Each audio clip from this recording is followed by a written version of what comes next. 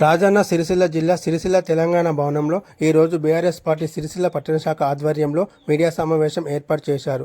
ఈ సందర్భంగా తెలంగాణ రాష్ట్ర కార్యదర్శి గూడూరి ప్రవీణ్, జిల్లా అధ్యక్షులు తోట ఆగయ్య, పట్టణ అధ్యక్షులు జిందన్ చక్రపాణి మాట్లాడుతూ రేపు సిరిసిల్ల పట్టణంలో జరగబోయే బీఆర్ఎస్ పార్టీ రాష్ట్ర అధ్యక్షులు కల్వకుంట్ల చంద్రశేఖరరావు బస్సు యాత్రలో భాగంగా నేతన్న చౌక్లో నిర్వహించే రోడ్ షో కార్యక్రమాన్ని విజయవంతం చేయాలని కోరారు. ఈ కార్యక్రమంలో మేన రవి, బీఆర్ఎస్ నాయకులు బొల్లి రామ్మోహన్, కౌన్సిలర్లు కల్లూరి రాజు, గడ్డం భగవాన్, గుండ్లపల్లి పూర్ణచంద్ర, దార్లం సందీప్ మరియు తదితరులు పాల్గొన్నారు. తెలంగాణ రాష్ట్ర తొలి ముఖ్యమంత్రి బీఆర్ఎస్ పార్టీ పెద్దలు కేసీఆర్ గారు రేపు బస్సు యాత్రలో భాగంగా, రోడ్ షోలో భాగంగా రేపు సాయంత్రం 5:30 సిరిసిల్ల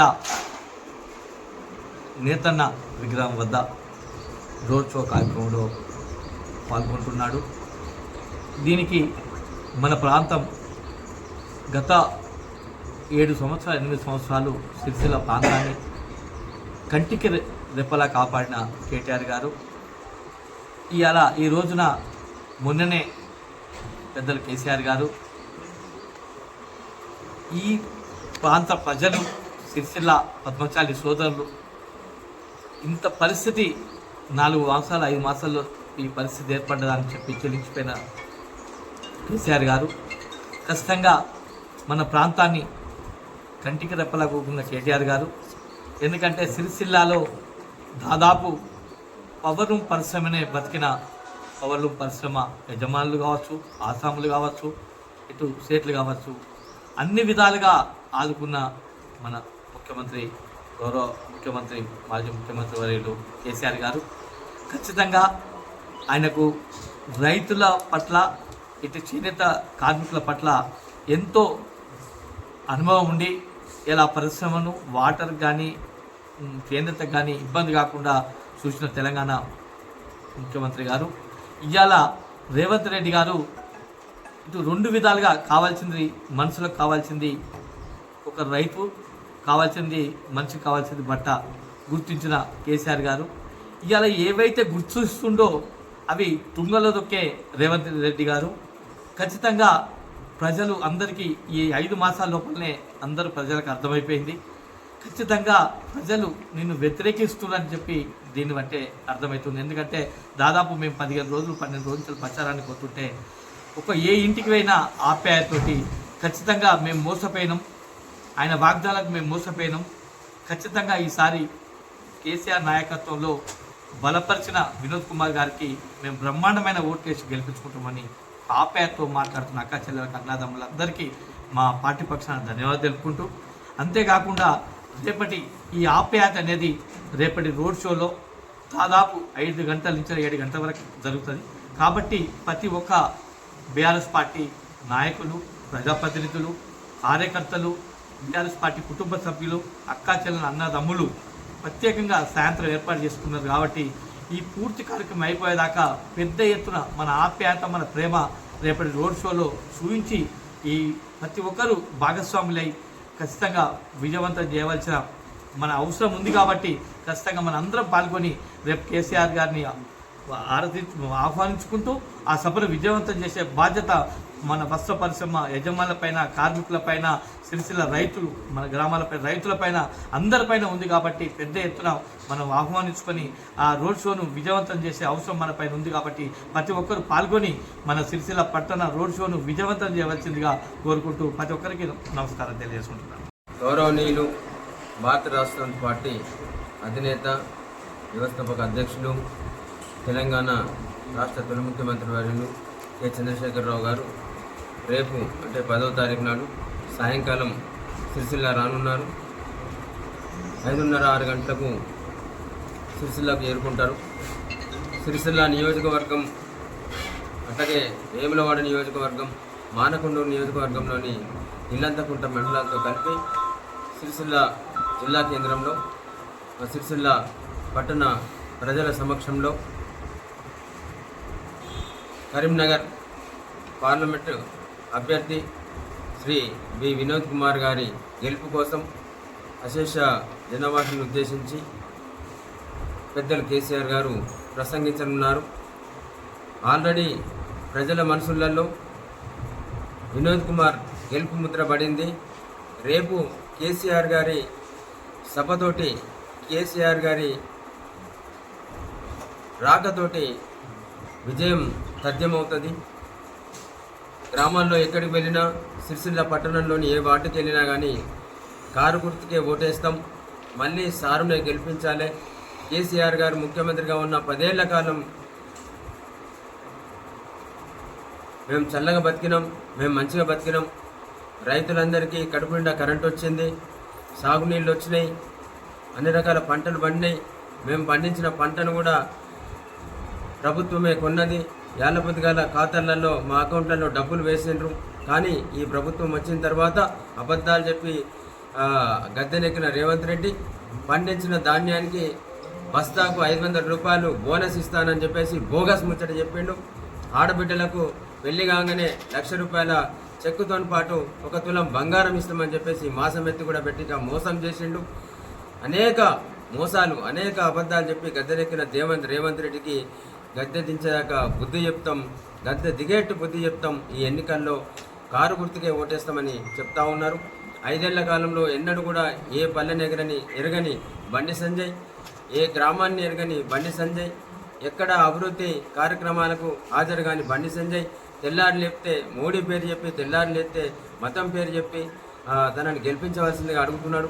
అభివృద్ధి పేరు చెప్పలే, రైతుల కోసం మాట్లాడలే. నిన్న వేములవాడలో మీటింగ్ అయింది మోదీది, బండి సంజయ్ మీటింగ్ అయింది. మరి నేను కరీంనగర్ నియోజకవర్గాన్ని అభివృద్ధి చేస్తా అని ఒక్క మాట కూడా బండి సంజయ్ చెప్పలే. మరి కరీంనగర్ నియోజకవర్గానికి, పార్లమెంటు నియోజకవర్గానికి సంబంధించి నవోదయ పాఠశాల తీసుకొస్తా, లేకపోతే ఇంకా ఏదైనా అభివృద్ధి కార్యక్రమాన్ని తీసుకొస్తా అని చెప్పేసి ఏ ఒక్క మాట కూడా చెప్పని బండి సంజయ్ ఓట్లు అడిగే నైతిక హక్కు లేదు.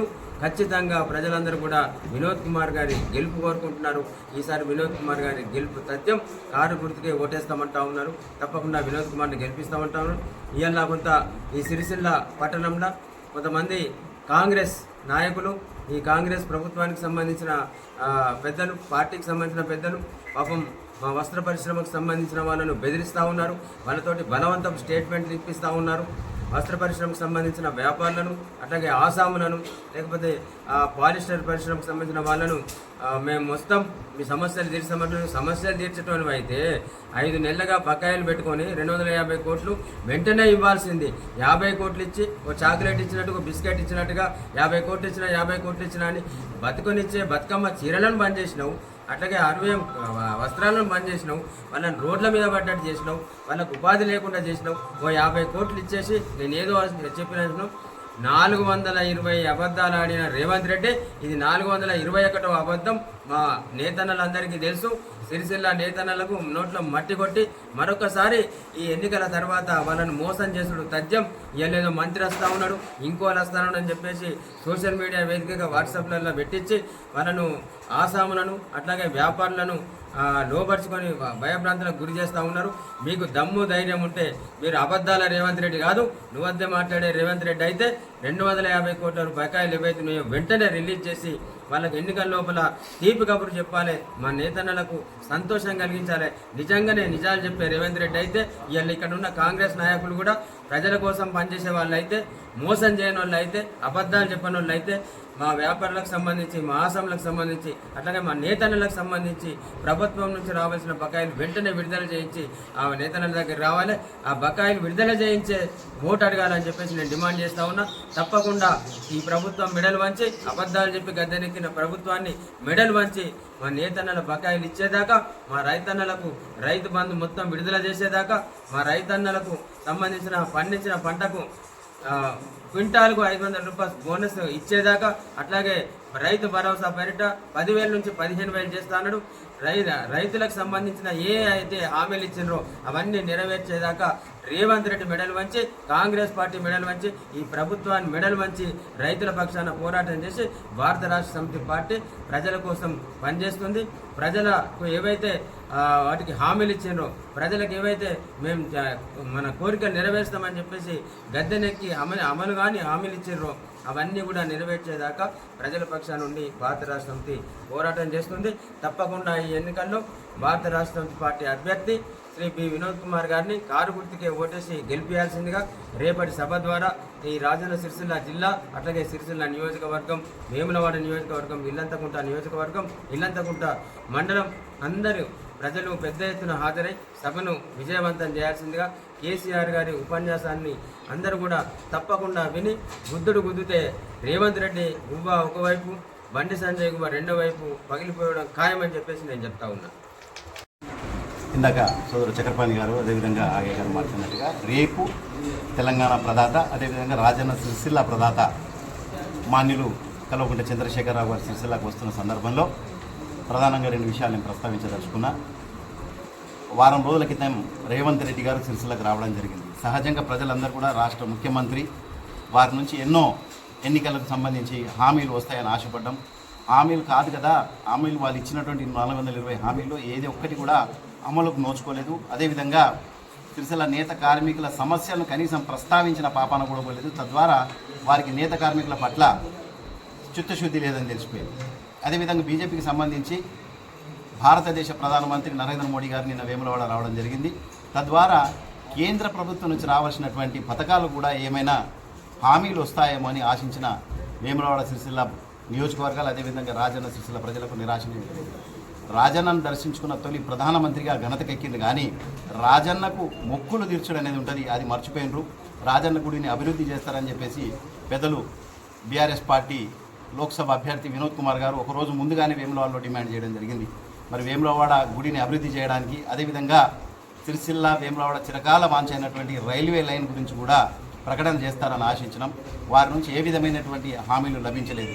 ఎందుకంటే ధార్మిక, కార్మిక, కర్షకకేతమైన సిరిసిల్లాను ఏ విధంగా అభివృద్ధి చేసే ప్రణాళిక రాష్ట్ర ముఖ్యమంత్రి దగ్గర, అదేవిధంగా దేశ ప్రధానమంత్రి దగ్గర లేకపోవడం శోచనీయం. మరి వీరు మెడలు వంచి మన జిల్లాను అభివృద్ధి చేసుకోవాలి, మన ప్రాంతంలో ఉన్నటువంటి కరువును పారదోలాలంటే బీఆర్ఎస్ పార్టీ అభ్యర్థి అయిన బోయినపల్లి వినోద్ కుమార్ గారిని గెలిపించాల్సిన అవసరం ఉంది. అది ఏ విధంగా ఎందుకు గెలిపించాలనో రేపు వచ్చినటువంటి రాబోయే కేసీఆర్ గారు స్పష్టంగా చెప్తారు. కాబట్టి ఈ ప్రాంతంలో ఉన్నటువంటి ప్రజలు, తెలంగాణ సాధకులందరూ కూడా హాజరై ఈ బహిరంగ సభను విజయవంతం చేయాల్సింది, రోడ్ షోను విజయవంతం చేయాల్సింది కోరుతున్నాం. ఎందుకంటే తద్వారా ప్రభుత్వం మీద ఒత్తిడి పెంచి మన రైతులకు రావాల్సిన ఈ రోడ్ షోలు, అదేవిధంగా బస్సు యాత్రతోనే రైతు బంధు విడుదలైంది. రేపటి సభతో ఖచ్చితంగా నేత కార్మికులకు కూడా జీవితాలు మారే విధంగా కేసీఆర్ గారు ఒత్తిడి తెస్తారని చెప్పి భావిస్తూ నేత కార్మికులు కూడా ఖచ్చితంగా వారి పనులన్నీ పక్కన పెట్టుకొని రేపు సాయంత్రం 2 గంటలు, ఒక్క 2 గంటలు వాళ్ళు వచ్చి ఈ సభను విజయవంతం చేస్తే మన బతుకులు మారిపోయేంత ఒత్తిడి కాంగ్రెస్ ప్రభుత్వం మీద చేయొచ్చు. అదేవిధంగా ఈ ప్రాంత అభివృద్ధికి ఏమీ చేయని బండి సంజయ్ గారికి కూడా తెలియజెప్పాల్సిన అవసరం ఉంది. కాబట్టి ఈ బహిరంగ సభను కొత్త చెరువు నుంచి అదేవిధంగా నేతన చౌక్ వరకు జరిగే ఈ సభను ఘనంగా విజయవంతం చేయాల్సిన అవసరం ఉందని చెప్పేసి సిరిసిల్ల ప్రజలందరికీ కూడా విజ్ఞప్తి చేస్తున్నాను. జై తెలంగాణ.